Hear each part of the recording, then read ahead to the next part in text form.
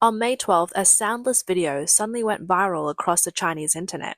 Under the blazing sun, a group of Chinese construction workers stood outside a halted nickel smelting plant in Indonesia. This was not a documentary. It was footage from a real collective strike at the Indonesian Mitra Murni Perkasa (MMP) Rotary Kiln-Electric Furnace (RKEF) nickel smelting project built by China National Chemical Engineering 6th Construction.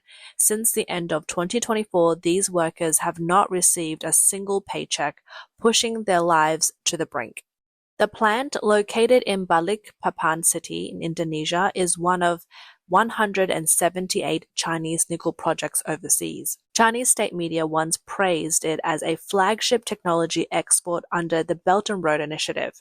But for the workers, it is a carefully disguised trap. Workers subcontracted through several layers, and at each stage, officials engage in bribes and demand kickbacks. Eventually, even the payment of basic wages became a challenge. Earlier on May 6, another muted video surfaced on Chinese TikTok, Douyin.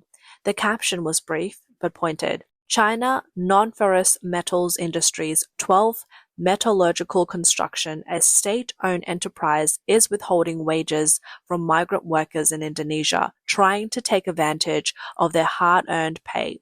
This incident involved a separate project also based in Indonesia. More than 600 messages fill the video's comment section, revealing the harsh realities hidden in this industry. One user wrote, "Wage arrears are widespread, but very few dare to speak out. These videos had no noise, no voice, and no leaders. Anger was held back in the silent footage, then erupted into a flood of dense anonymous comments, creating a silent protest network woven through the cracks of the algorithm." Meanwhile, in Beijing skyscraper boardrooms and at international forums, executives from state-owned companies chatted and laughed, signing new Belt and Road Corporation deals. But behind the scenes, the workers who physically built these projects remain trapped, burdened by debt, visa issues, and fear, with no one to help them get home. They are the front line of China's global expansion, yet they are also the first to fall and the first to be forgotten. The Subcontracting Maze, exporting a system of exploitation. In 2023, China ENFI Engineering Corporation signed an agreement with PT Mitra Murni Perkasa (MMP) for the nickel smelting project. After winning the main contract, China ENFI subcontracted the work to China National Chemical Engineering 6th Construction. China National Chemical Engineering 6th Construction then subcontracted further, passing work to smaller local contractors, labor service companies, and even temporary labor groups. At every level, a cut is taken, squeezing profits again and again. Funds flow like water from the top, but by the time they reach the workers, the money has almost disappeared. We haven't received our wage for over 4 months. Some haven't seen a single cent since last December. The company keeps asking us to wait, but we simply can't afford to wait any longer. For some, even buying food has become a struggle.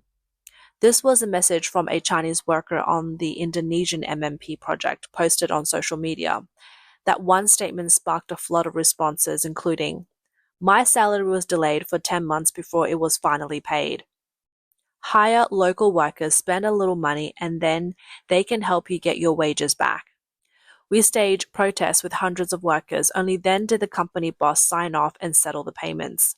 The most shocking, local workers get paid on time. Why? Because they carry AKs. One comment that resonated strongly among Chinese workers stated, "In China, Chinese people bully other Chinese. Abroad, it's still Chinese bullying Chinese." The reason why a project operating under China's national banner abroad ends up exploiting Chinese workers is because after the company receives payment from the client, the funds pass through multiple layers of subcontracting. At every level, a cut is taken. The workers at the bottom are left waiting indefinitely for the next round of funds. An insider revealed that the funds from the Indonesian client arrived long ago, but subcontractors are withholding payment. Workers often wait 4 months or longer to receive their wages. The money isn't missing. It's been absorbed along the way. Back in China, protesting workers can hold banners, block entrances, and appeal to the media. But in Indonesia, with language barriers, no support channels, and no allies, they don't even know where to begin protesting. Even their return flights to China depend on the manager's goodwill. This is not the failure of a single company. It is a systemic problem, a subcontracting exploitation network allowed and encouraged by the very system. The so-called going global strategy effectively exports China's well-established exploitation model overseas in its entirety. Number 3. Price wars and pitfalls when going global becomes sinking into losses. Chinese companies are facing mounting troubles in Indonesia's nickel smelting industry, and it's more than just a series of bad business bets. What's unfolding is a revealing case study of how China's state-driven overseas expansion model can backfire. Behind the impressive investment numbers lies a deep and growing crisis. In the past 2 years, Chinese firms have poured billions into Indonesia, triggering an investment boom in nickel refining. More than 30 smelting projects have launched within just 24 months, with total investment commitments soaring past $30 billion US. The results? A dramatic shift in the global nickel landscape. In 2023, Indonesia's nickel output surged over 33% year-on-year, making it the world's largest producer and accounting for 40% of global supply. But while supply soared, demand began to slip quietly. Battery giants like Tesla, Toyota, and CATL are pivoting to lithium iron phosphate and sodium ion battery technologies, alternatives that drastically reduce the need for nickel. Industry analysts now predict that by 2030, global demand for nickel in electric vehicle batteries could fall by 30 to 40% from earlier expectations. The consequences have been brutal. Nickel prices have plummeted from $30,000 per ton to around $15,000. The market value has been effectively cut in half. That price crash has triggered a chain reaction across the industry. From mining and refining to manufacturing, the entire value chain is under pressure. Companies that recently invested heavily in Indonesian smelters are now stuck in a lose-lose situation. Keep investing and lose more money, or walk away and write off billions. Adding to the pressure are rising environmental concerns in Indonesia. The widely used Rotary Kiln-Electric Furnace (RKEF) smelting method, though technically mature, is environmentally damaging. According to environmental groups, every ton of high-grade nickel produced generates up to 15 tons of wastewater and massive amounts of solid waste. Local NGOs have begun staging protests, calling on the Indonesian government to enforce stricter environmental regulations. In August 2024, the Indonesian government responded decisively. All new RKEF smelting projects were put on hold. The ban marks a sharp policy reversal and a clear rejection of the unchecked expansion seen over the past 2 years. For investors, both Chinese and Indonesian, the outlook has turned bleak. With demand shrinking, prices falling, environmental rules tightening, and profit margins razor thin, many are choosing to cut their losses and pull out. One example is the MMP project. On paper, it could continue, but its Indonesian backers made a tough call: full withdrawal and immediate shutdown. Even if the plant were completed, nickel ore supply might be limited, and the final product could struggle to find buyers. Continuing would only mean deeper losses. The fallout has been severe. Chinese contractors, including major state-owned firms like China National Chemical Engineering 6th Construction and ENFI, reportedly haven't received payment from their Indonesian partners. In turn, they have failed to pay Chinese workers on the ground. Labor experts know that even if a project runs into financial trouble, direct employers remain legally and morally responsible for paying wages. These are not small players. They're large, state-backed enterprises, companies with the financial muscle to uphold their commitments, yet hundreds of Chinese workers have suddenly found themselves stranded in a foreign country, unpaid, unprotected, and unable to return home. Industry insiders point out one major cause behind how these well-funded firms ran into cash problems: ultra-low bidding. To win overseas contracts, Chinese state firms often underbid competitors, sometimes taking on $1 billion projects for just $900 million or less. This aggressive strategy creates financial strain from the outset. And yet, the practice continues. Why? Because it's quietly encouraged at the national level. While companies may lose money abroad, the model benefits the Chinese economy at home. Projects are designed by domestic institutes, supplied with Chinese-made materials and equipment, built by Chinese workers and shipped using Chinese logistics. The entire industrial chain benefits from job to tax revenue. One insider pointed out that the company might lose 100 million yuan, but the state gains 200 million in taxes. This is what some call systemic balance. Companies lose overseas, but the government wins at home. The real cost is not paid by policymakers or ministries. It falls on project managers, subcontractors, and most of all, the Chinese workers sweating under foreign skies. Even when money does flow normally, workers' wages are often last in line. First, subcontractors get paid, then material suppliers, next, management salaries, and only at the end, if anything else is left, do regular workers receive their wages. One worker in North Kalimantan said that he's worked for a month and yet still owes the boss money. There's nothing the bosses won't do. In parts of Indonesia, workers' salaries have effectively become interest-free loans to the project, easy to delay or ignore once policy changes or funding dries up.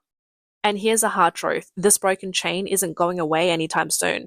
Because from a system perspective, it works. On paper, at least, firms gives up profit, the state collects revenue. Workers give up rights, all in the name of the so-called greater good. Number 4. Chinese workers around the world face similar fates. One worker shared his personal strategy to avoid exploitation. He said he won't go to Indonesia because too many Chinese companies there delay wages. That's why he chose Africa instead. But a comment quickly pushed back, reading, "You think Africa's any better? A Chinese state-funded construction company from Hubei is months behind on payments there. Guizhou's 7th metallurgical construction is not paying wages either. It's been 5 months." The hard truth is, whether it's Africa, the Middle East, Central Asia, or Southeast Asia, wherever China's Belt and Road Initiative has reached, so too have wage disputes and labor abuses. From railway projects in Kenya to hydropower plants in Laos, copper mines in Zambia to nickel smelters in Indonesia, the projects differ, but the fate of the workers is often the same. This is no longer an isolated issue. It has become a systemic global problem. According to a labor rights observer who has tracked Chinese overseas projects for years, there's even a geographic pattern. The further a site is from China, the worse the abuse. Oversight weakens with distance, and so does accountability. In some African countries, workers have had their passports confiscated or their movement restricted, serious violations of personal freedom. An industry insider admitted that in China Railway and China Railway construction projects, wage delays are practically the norm. This isn't news anymore, it's normal practice.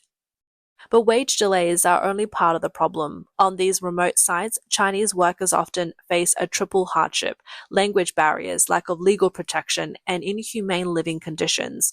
One welder who recently returned from Guinea described that there wasn't enough clean drinking water. Many people had to drink from dirty rivers. People got sick. Some even died. The company didn't even bother sending bodies home, just bury them on site. No death certificate. The families got no compensation. Another story involving harsh living conditions is from a worker who spent time on a China Construction 3rd Engineering Bureau construction site in Penang, Malaysia. He revealed the food was bad, the housing bad, even worse than in China. They know you can't afford the plane ticket home, so they take advantage. During training on day 1, a manager cursed the workers, calling them garbage. This worker bought a ticket home that very night. Images shared on social media offer a glimpse into these harsh conditions, showing dormitories packed with over a dozen people per room. They had no air conditioning, only simple fans. The toilets were without running water, and the waste was built up. Meals consisted of watery porridge and pickled vegetables day after day. One worker who recently returned from the Middle East said they went there to earn money, not to suffer. But that's the mindset of management: endure it or leave. There are plenty of others ready to take your place. This cycle of abuse and humiliation doesn't just harm the workers, it also damages China's global image. Locals in host countries often notice and wonder, if you treat your own people like this, how will you treat us any better? In 2024, for the first time, the US State Department included a dedicated section in its annual human rights report focusing on Chinese companies operating in Belt and Road countries. It described their labor practices as a modern blueprint for neo-colonial exploitation. While that assessment may carry political weight, it reflects a deeper reality. As China expands its global footprint, it is also exporting one of its darkest models, a system of labor relations built on neglect, control, and silent suffering. Number 5, fighting for the right spark of resistance in an atmosphere of fear. Plenty of us want to strike, but who dares go first? The moment someone steps up, they're fired and possibly blacklisted. You'll never get another job. These were the words of Xiao Li, a welder who had just returned from Indonesia. In just a few short sentences, he captured a fear shared by countless Chinese migrant workers abroad. Their anxiety is not unfounded. A former worker on a project in Africa, Yang, recalled witnessing a disturbing incident at a copper mine in Zambia. A worker who led a wage protest was beaten in the middle of the night, his leg broken. The company claimed it was a workplace accident, but who would dare challenge that version of events?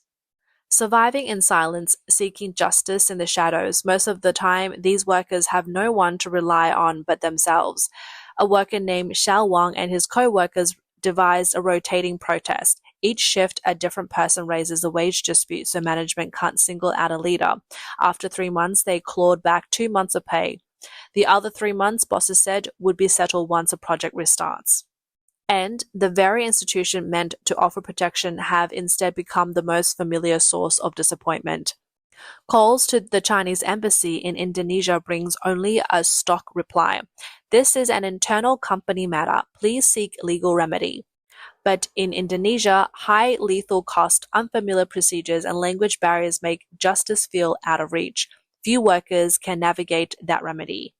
Some workers sought help from Chinese media outlets. 3 editors promised to follow up, but none ever did. Eventually, one person admitted the hard truth. When it comes to negative stories about state-owned enterprises overseas, there's just nowhere they'll publish that. With no institutional support, the workers were forced to take matters into their own hands. They resorted to what many called the nuclear option, a collective sit-in and refusal to work. The consequences were swift and harsh. Over a dozen so-called ringleaders were deported on the spot. The rest were warned, continue protesting, and you'll face the same fate. The company even refused to cover full airfares, only offering to pay for half of the ticket home. Yet in the margins of this bleak reality, hope was not vanished. It has simply taken root elsewhere. It lives not in headlines, but in the quiet corners of mutual aid chat groups. In one group called the Pitfall Avoidance Group, workers anonymously share practical advice: how to fight for the rights, how to spot contract traps, and how to navigate labor arbitration processes. For example, someone asked, "Can I sue for unpaid wages after returning to China?" Someone replied, "Yes, we've got online courts now. You can file a case through a mini app, attend hearings remotely, and even claim double compensation." But another warned of the system's loopholes. A lot of these companies recruit domestically but pay through overseas entities, 2 separate faces of the same operation. When you want to sue, there's no legal entity to hold accountable. You end up suing thin air. Even so, some have managed to win. My friend filed a lawsuit in Cote d'Ivoire and got his wages back. If you can do it, do it. And if you can't, at least blaze a trail for those who come after. Others are going further, trying to build grassroots legal aid groups to help frontline workers file lawsuits, gather evidence, and navigate red tape. They said, quite frankly, we don't know if this will work, but if we can help even one person, it's worth it. And if we fail, then so be it.